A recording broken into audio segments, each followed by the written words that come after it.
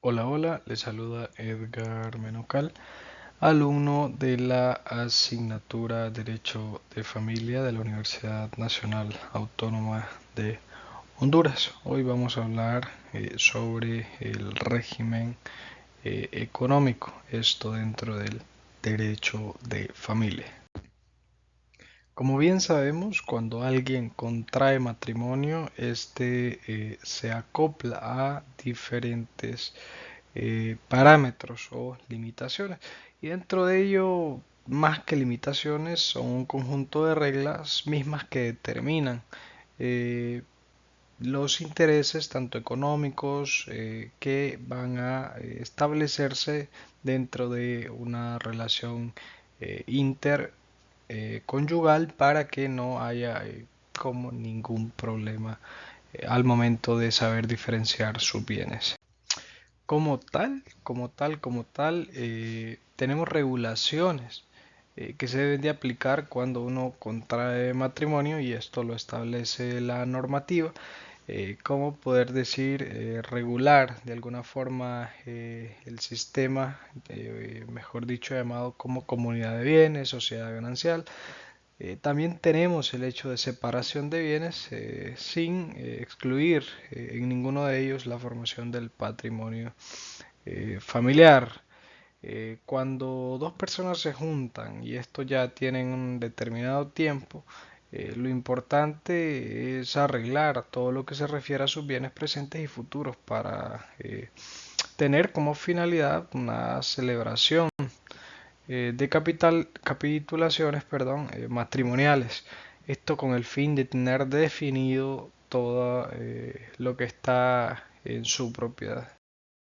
Como tal, es muy importante de alguna forma la inscripción de este mismo en el registro civil y obviamente que este se haya anunciado posterior en el diario La Gaceta para que exista la identificación de diferentes bienes.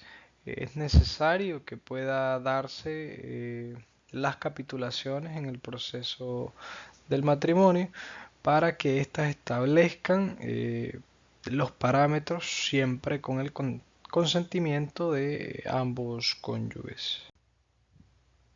Es de suma importancia entender que cuando existe la disolución del matrimonio como tal y no hubiese sido repartidos los bienes, estos como tal no pueden superar un arrendamiento posterior o superior a 5 años, más cuando no han sido ni grabados y no hay ningún tipo de consentimiento por parte de alguno de los cónyuges o que estos mismos bienes fuesen perseguidos por acreedores personales, personas que quieran apropiarse de ellos por algún X o Y motivo. Pero bueno, al final solo pueden ser adjudicados o subastados en la mitad de su valor, considerándose desde ese momento que la otra mitad le pertenece al otro cónyuge. Esto cuando los interesados o los perseguidores o los que quieren hacerse acreedores personales tienen un vínculo de alguna forma directo con uno de los cónyuges, pero al final pues al momento de subastarlos se tiene que realizar la subasta, podríamos decir, con un 50% sin tocar el 50% perteneciente a la otra persona. De alguna u otra forma,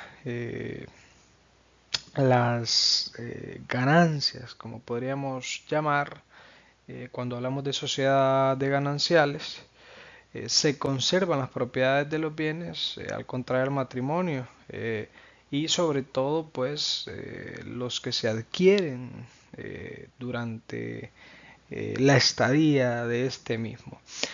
Cuando existe la separación absoluta de bienes, tenemos que tener claro que esto no exime a ninguno de los cónyuges de sus obligaciones que tienen permanentemente, como ser los gastos del hogar, la alimentación y educación de los hijos.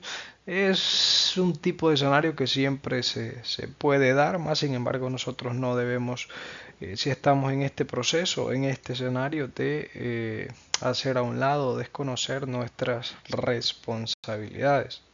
De alguna, de alguna forma, las leyes se inclinan equitativamente hacia la mujer cuando hablamos de cuando existe la disolución de uno de los matrimonios, dándonos a entender que de alguna forma el menaje como tal de la casa, cuando ya se dan y se presentan los dividendos, nos detalla específicamente que el menaje como tal es perteneciente a la mujer, salvo excepto los objetos de uso personal del cónyuge varón, ¿verdad? Tenemos diferentes escenarios y queremos plantear uno de que cuando se contrae matrimonio, este mismo consigo trae alguna de las responsabilidades. Una de ellas es el sustento familiar. Cuando sean situaciones como peleas, rupturas, separación, distanciamiento, de alguna u otra forma alguien o ambos deben de hacerse cargo del sustento de la familia, más cuando hay hijos. En este caso queremos dejar en claro que quien responde caso que se quite el empleo de ambos cónyuges es como cuando acudimos, vamos a vender nuestro carro, nuestra casa, nuestra propiedad, pero bienes comunes y si digamos alguien se enferma, nuestros hijos, y los bienes comunes, que es el terreno que tenemos comprado entre ambos, no es suficiente para pagar el tratamiento, pero bueno, el papá tiene, no sé, una casa, un carro, él tiene que disponer de ese bien para poder solventar esta problemática.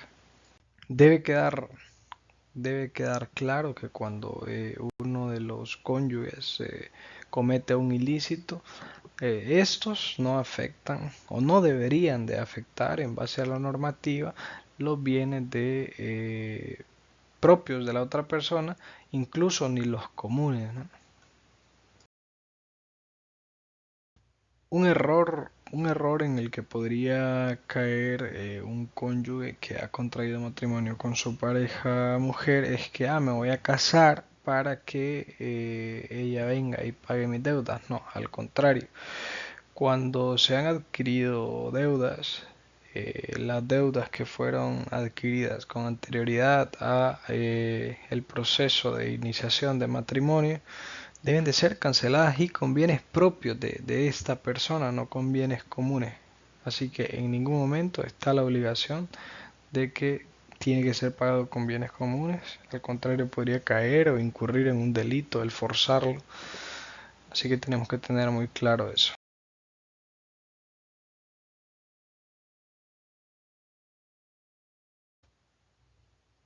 Es muy importante tener en cuenta cuando la comunidad de bienes llega a una etapa final. Esto podría ser por disolución del matrimonio.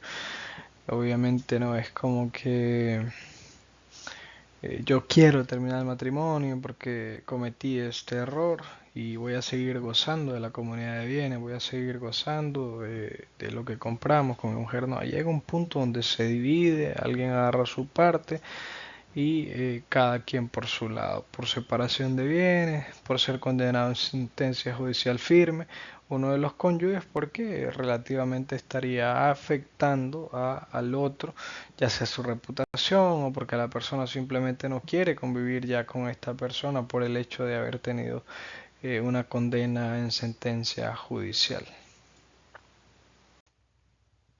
Si por alguna u otra forma, estando dentro del matrimonio, esta pareja, este par de cónyuges deciden darse un tiempo, distanciarse, pero quien lo decide es la mujer.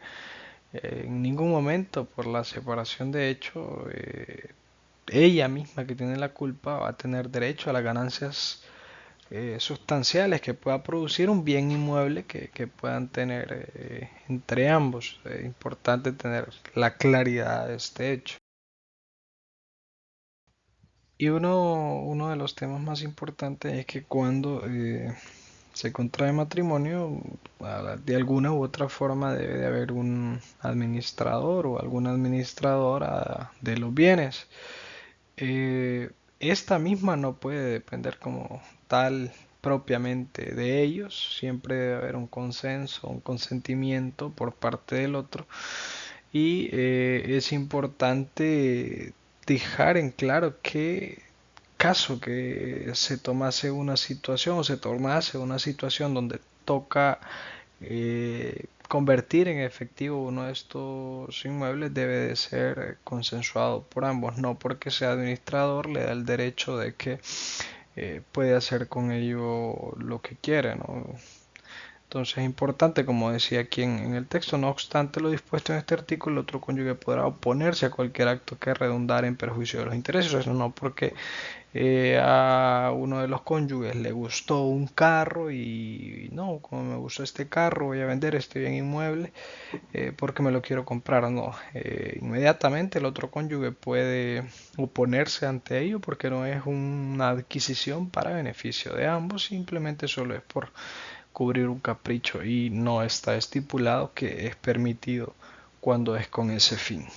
Esto ha sido detalladamente algunos de los aspectos del tema régimen económico del derecho de familia. Ha sido un gusto, tengan ustedes un buen momento.